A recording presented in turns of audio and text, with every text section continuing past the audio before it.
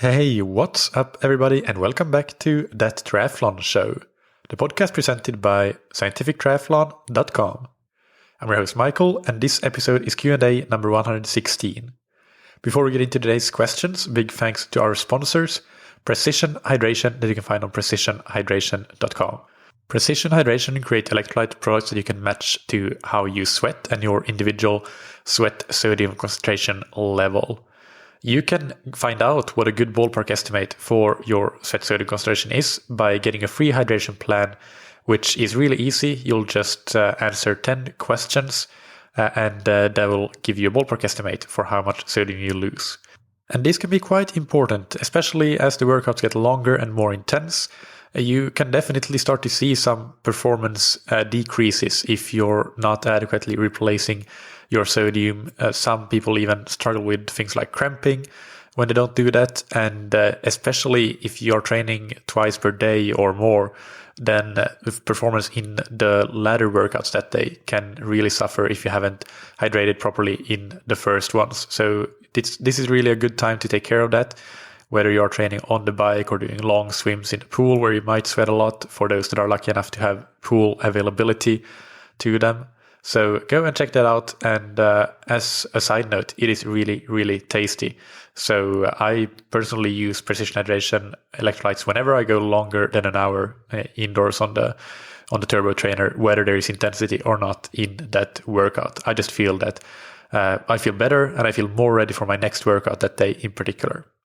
You can get 50% off your order of electrolytes with the promo code ThatTriathlonShow15. And thank you to Roka that you can find on roka.com. There's still time to do some Christmas shopping, and Roka is a perfect stop for finding gifts for your triathlon friends and family members. I have it on really good authority from somebody very close to me that the shipping is super fast, and Roka have so many different product lines that it's very easy to find a great Christmas gift for somebody, whether it's friends or family members. You could consider, for example, a Viper swim skin for the advanced athlete going to Kona next year, or for somebody who is getting into triathlon and swimming and aren't all set. You could get them a mesh bag where they can fit all their swim equipment, which we'll actually talk about a bit later in this episode. They also have backpacks, sunglasses, of course, prescription glasses, and the usual suspects, the original product lines, wetsuits and tri-suits that came not long after, and lots of other cool stuff. All of it is super high quality, very innovative, and many of the products have patented technology in them that is a testament to Roka's innovation skills. You can get 20% off your order with the promo code that you can get on roka.com/TTS. Now let's get into today's questions, which are from Guy in Pittsburgh, Pennsylvania. A guy writes, "Hi Michael, thank you for continuing to crank out excellent content. I am lucky enough to have safe access to a pool twice a week now, and I have two questions. One, for someone who is limited to 2 swims per week, do you think that the warm-up and cool-down are enough low intensity? I typically do shorter VO2 max work in one session and the CSS, or critical swim speed, you could call it threshold, pace in the other, with the warm-up and cool-down being the only truly easy swimming in my week. Should I also work in some more long and slow stuff?" All right, so I'll start with answering this question and then we'll get on to question number 2. So I think that this really depends a bit on what your strengths and weaknesses in swimming are. So your profiling as a swimmer. If, for example, your pace tends to drop quite a lot when you're doing longer work, and what, for example, might feel easy when you do it for 100 meters, 200 meters, 300 meters, if that becomes very challenging when you're going for 400, 500, 600, and by the way, you can, whenever I say meters, you can think yards, it's all the same, then that could be a sign that you're lacking some of that endurance training if you're dropping off in pace quite a bit, even when the pace initially feels easy. If, on the other hand, you are more of a lacking different gears kind of swimmer, so you can go forever at your normal steady pace, but as soon as you're asked to turn the afterburners on a little bit, you struggle and feel like you're only going marginally faster for a substantially stronger effort. In that situation, more intensity would make sense. So in some way, you can start this profiling even just intuitively by thinking about how you typically perform in swimming in those different scenarios that I just described. But you can also, of course, do some more objective testing. I think an easy way that you could self-assess your strength on the endurance side, for example, would be to do the following protocol, which would be to start your workout by swimming a 200 at a normal steady endurance pace and time that 200. Let's say, for argument's sake, that you did that 200 in 3 minutes 20 seconds. So that's 1 minute 40 per 100 meter. Then take this pace that you just did for the easy feeling or steady feeling 200, and set your Finis tempo trainer to beep at that specific pace. So let me first explain for people that might not be aware what a Finis tempo trainer is really quickly. It's essentially a metronome. You can set it to beep at a specific pace that you want to be swimming. And you can put it in your swim cap or attach it, mount it to your goggles, so it's there and it beeps whenever you're supposed to hit the wall at the other side of the pool, so that then you can just stay with the beep, so to say. Whenever the beep goes, your feet hits the wall and you push off the other side, and then you know that you're swimming at the pace you're intending to be swimming. There are some other use cases as well, but in this scenario, that is the use case that we're looking at. So again, we have a scenario where you're swimming 140 per 100 meter for your steady endurance. So you would set the Finis tempo trainer to beep every 25 seconds in a 25 meter pool, and every 50 seconds in a 50 meter pool, or yards equivalently. So then you would just be able to follow that beep and swim continuously at that steady endurance pace that you just self-paced yourself at the start of the workout, and match that beep perfectly. Every time you get the wall, the beep goes off, and just swim. Keep swimming until it starts to feel challenging. And when does that happen? Is it after 1500 meters, 1000 meters, 500 meters? I don't know. It will vary from person to person. But keep going beyond it getting challenging as well, within reason, of course. If you're a really, really good swimmer, then this is not a useful test. But if you're more of a normal adult onset swimmer, even if you're a fairly good age grouper, I think this test can be very useful. So you could go until you fail and can't keep up that pace, even if it might be 2,500, 3,500, 4,000 meters, if you have that amount of time available. So let's just say here, for argument's sake again, that you failed at 1,500 meters. You could no longer keep up with the Finis tempo trainer. So what you then learned is that you actually can just about hold what feels like an endurance pace at the start of the workout for the distance of an Olympic distance race. So this would obviously indicate a weakness in endurance, and you would need to work on that endurance. If, on the other hand, you got to 1,500 meters without any issues, you got to 2,000 meters without any issues, and perhaps then you quit just because you were so bored and said, screw it, I'm done. Well, then endurance is probably less of an issue for you. And as described above, that could be a sign that doing more intensity might make sense to just work on that, raise your ceiling, so to say.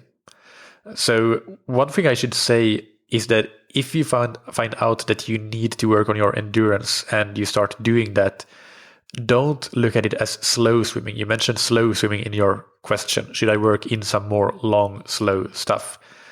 Slow swimming is probably a luxury that only athletes swimming 5 or more times per week can have. When you have 2, 3, or 4 swims per week, then time is precious. You need to make the most out of every single meter. So the endurance work should not be slow. It should be steady. It should be the right intensity. You should not be chasing paces, but swim at the right perceived effort where you are working, but it is sustainable and you can maintain good form and good stroke mechanics throughout the duration of the repetitions that you're doing. So that is basically my answer to you. It's definitely possible to do 2 intense swims in a week, and it's not as if you will necessarily burn out by doing that. But the question is more so, what is it that you actually need? So ideally, you want to assess that somehow, and that is what I just described. Even if it's just some introspection and thinking about your profiling, as I described it at the beginning of the answer, and then deciding based on that how much endurance work you should be doing and how much intense work you should be doing. It could also be that you have maybe a strong difference between the pace that you can do for your VO2 work. Let's say you're doing 50s and 75s perhaps for your VO2 intervals. And for your CSS intervals, you're doing typically 200s. If you see a very large discrepancy in pace between the two, then that could also be a sign that, well, maybe the VO2 work is not really necessary. Maybe you could focus more on the CSS work to bring the CSS work closer to the VO2 work in pace. Obviously, there will be a difference. That's not what I'm saying. But if you're seeing a 10 second per 100 meter difference, that I would argue is way too big, and you want to bring it more to closer to 5 seconds per 100 for those types of workouts. So hope that helps with the first question. Now, question number 2 is, I have always hated swim toys like pull buoys, fins, paddles, and snorkels. I don't like using them, storing them, or schlepping them to and from the pool. I have enough gear and junk in my car, home, and life, so I much prefer to just swim with my goggles and swimsuit. Do you know of any studies that show their effectiveness, and is my stubbornness leaving a lot of improvement on the table? Happy Thanksgiving from the US guy. All right, so I don't know of any studies, no. I actually looked it up in one of my books that I have here behind me, which is Swimming Science, and it really didn't have anything. There was one study about paddles and the different shapes of paddles, but nothing in particular about how effective most of these tools or toys are. And I haven't seen any before either, not that I can think of. So I don't think there's any science. That would, of course, be nice. But I do think we have a mountain of anecdotal evidence that certain tools are useful for swim training for various reasons. I honestly can't think of any coach that I know or know of who does not use swim toys in their workouts. So I would say that a good set of toys that I would recommend that any triathlete should have would be, but most of what you're mentioning actually, snorkel, pull buoy, paddles, fins, and one that I mentioned in the previous question, the Finis Tempo Trainer.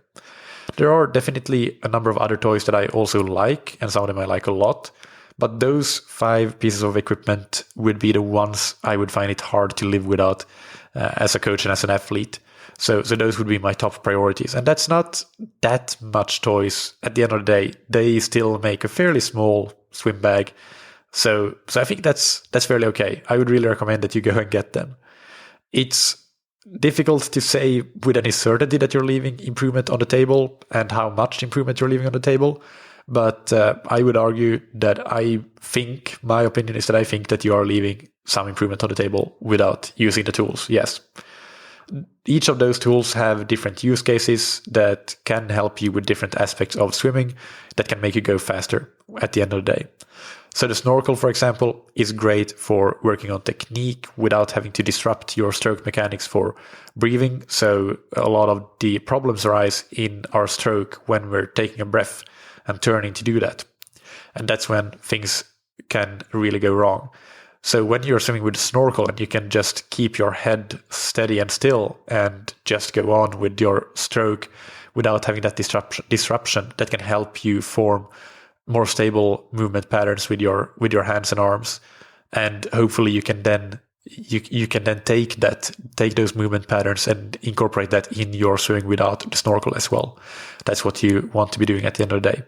But you can also get a visual of what you're doing actually when your hand is out in front of you. You can see how deep your hand entry is, whether it's aligned with your shoulder or between your center line and your shoulder line, making sure that it's in the right space laterally, so to say. And all sorts of things like with that visual can really help you at least get a rough idea of what you're doing in that early phase of the stroke. Then pull buoy and paddles. So by the way, going back to the snorkel. So I guess the main takeaway with the snorkel is that it's a great tool for technical improvement. You can use it in drills. You can use it in endurance swimming when you want to do something different, like focus on technique, but without isolating off the breathing, isolating out the breathing, so to say. And that can help you get a really good technical stroke. So technique is the main purpose of using the snorkel. Pull buoy and paddles often go hand in hand, but not always. Quite often you can swim with just pull buoy and not have paddles, and that would force you to basically produce all the propulsion with your arms and hands, and not with your kicking. So that's already in itself a bit of a upper body strength workout. And obviously when you use paddles, then that is exacerbated and it becomes even more of a strength training. But paddles, I would say, are equally, if not more important for technique. So they can be really useful when you're really focusing on swimming with the paddles, in terms of learning how to feel the water is maybe an overused term, so I don't know if that's what I want to call it. I guess feel that you're getting a good grip of the water, feel the movement patterns that you want to be using, because when you do the right movement patterns, you should feel that your lats are working. I think that's actually something that in a recent podcast by Joel Filiol, he talked about a lot, which I totally agree with, that one of the main benefits of paddles is that they can make it easier for you to feel that you're using the big muscle groups in your lats and not overloading your shoulders too much by not having effective technique. So that's one key reason for using paddles. So essentially paddles can be used for both strength, power work, but also for technique work. And the pull buoy, similar to the snorkel, can be used for technique, because you can do drills with the pull buoy to help you not have to worry about kicking, for example, and you can focus on what's important in that drill. It can be similarly be used in endurance swimming or just full stroke swimming, but without the kicking, to focus on technique within the full stroke. So you can combine endurance swimming and the pull buoy and get the best of two worlds in that sense. Fins work very similarly, I would say. In some ways, fins are even better than the pull buoy, at least when we're focusing on the technical aspects of swimming, because then you can get to the same great body position and not have to worry about kicking, and your lower body keeping a great body position, which I should have mentioned at the pull buoy, that is one of the key things, that you can take out the body position aspect of swimming, which for most triathletes and adult onset swimmers is a big struggle, especially for male athletes. The fins do that too, but the advantage of the fins over the pull buoy is that you can still do some kicking, and that makes the full stroke a true full stroke. You don't take out the kicking. I still recommend that with the fins, you don't kick very forcefully, like you just keep it as a rhythmical kicking to make sure that you get the rhythm right, but you're not using the fins to generate a lot of extra propulsion. They're just there to keep you in a great body position, and you can kick, but without causing too much propulsion. So fins, like the pull buoy, can be used in endurance swimming and in drills for those same reasons. Fins can also be used for pure kicking exercises, which for some triathletes, actually for many, I think it makes sense to do at least a bit of kicking, because if nothing else, it can really help you work on that tautness through your body. So make sure that you're able to stabilize the movement of the kick in your upper body and not have your upper body be rocking side to side when you're kicking. So that's a key function of the fins, and I would generally tend to prescribe that kind of kicking with fins and snorkel together, and your hands stretch out in front of you. And then finally, the Finese tempo trainer, a metronome or wetronome as they call it. I already described how you can use that for pacing, which is super great for getting the most out of your quality swim sets. Not necessarily the really short and sharp stuff like 50s, VO2 max type work, but even if you're doing things like CSS work, then it can be really useful to have the Finese tempo trainer to pace you through those 100s or 200s or 250s that you might be doing, and make sure that you don't go out too hard at the beginning, but actually maintain a steady pace from start to finish in the interval, which will make you last longer in the workout and be able to complete the set with better quality. And you can also use the Finese tempo trainer for stroke rate training. So that's another mode where it beeps much more frequently than whenever you're supposed to be at the end of the lane. But actually, it can be set to beep at 60 strokes per minute, 70 strokes per minute, 80 strokes per minute, and so on. And well, every single one of them, of course, not just the even tens. So if you're somebody who needs to work on your stroke rate, whether it's increasing it, which is much more normal than decreasing it, but that too could be the case, then you can actually have that beep going on whenever you should take a stroke, so very frequently. But that's something that can be absolutely super useful, and it's not as annoying as it sounds. I have done that, and it works. If you're a really, really good swimmer already, then I would say that maybe you're not missing out on that much by not using toys. But I think that the further you are from the elite of the elite, the more the toys can really serve as useful tools to help you gain improvements for a number of reasons that I just described, including both fitness aspects when it comes to things like using paddles, but all of those. And the Finese Tempo Trainer really is a good one because of the improvement that it can give you to your quality sets, but also the technical aspects, or maybe primarily the technical aspects of most of those tools. You say that you have enough gear and junk in your life, and I completely understand that and sympathize with it, and getting it to and from the pool, storing it, etc. The only thing that I can advise for that is that definitely get a mesh bag to store your tools in. It's a lifesaver, because then you can just keep the tools in that mesh bag in the shower or whenever, when you're not using it, when you're not at the pool, and you never have to get the tools out of it to dry, because they can dry in that mesh bag. So the other point that you make there is that you're not liking using the tools. And I think that a key aspect in learning to like to use them is to understand the purpose of them. Sure, if you're doing seemingly random workouts with no purpose, no explanations as for why the tools are used, then that's not going to be very engaging.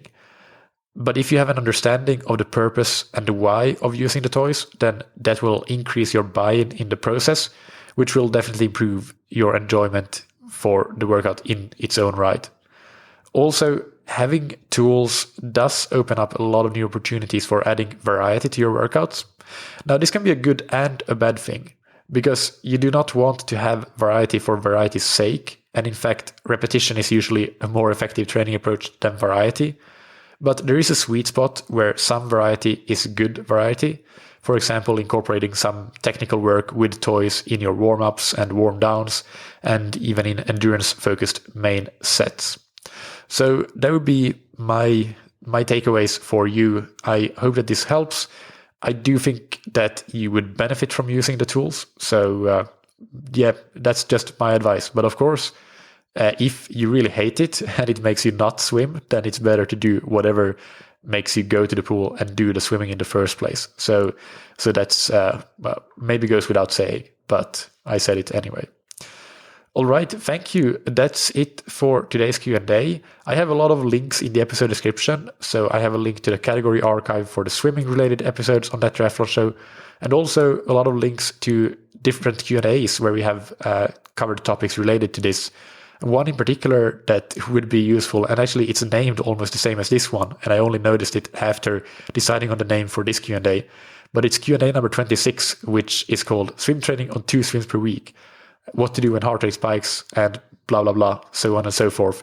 There are some other questions in there, but the swim training on 2 swims per week could be interesting for you. Also, Q&A number 43 has a question about if there is too much intensity in traditional swim training programs. And then you also have Q&As 89, 75, and 21 that might be interesting to have a listen to. If you have questions that you want answered, then send them to michael@scientifictriathlon.com, and that's Michael with a K, and I hope to answer them on a future Q&A episode. If you're interested in coaching, training plans, or even our training camp on Mallorca in April 2021, which still has a few slots available, so check that out, then go to scientifictriathlon.com. We have all the information there, and you can always email me if you have any further questions. And might I suggest that a training plan could be a great Christmas gift for some of your triathlon friends or family members, if you're still working on those Christmas gifts. Big thanks, finally, to our sponsors, Precision Hydration, that you can find on precisionhydration.com. Go and get a free hydration plan and get an estimate of your individual sweat sodium concentration. and get 15% off your electrolyte order with the promo code ThatTriathlonShow15. And thank you to Roka that you can find on roka.com. Check out their wetsuits, tri-suits, swimskins, goggles, high-performance eyewear, and prescription glasses and sunglasses that now, by the way, you can get blue light blocking coating on those glasses. So that's a really cool new feature. You can get 20% off your Roka order with the promo code that you can get on roka.com/TTS. Thank you, as always, for listening. Keep training smart and keep loving triathlon.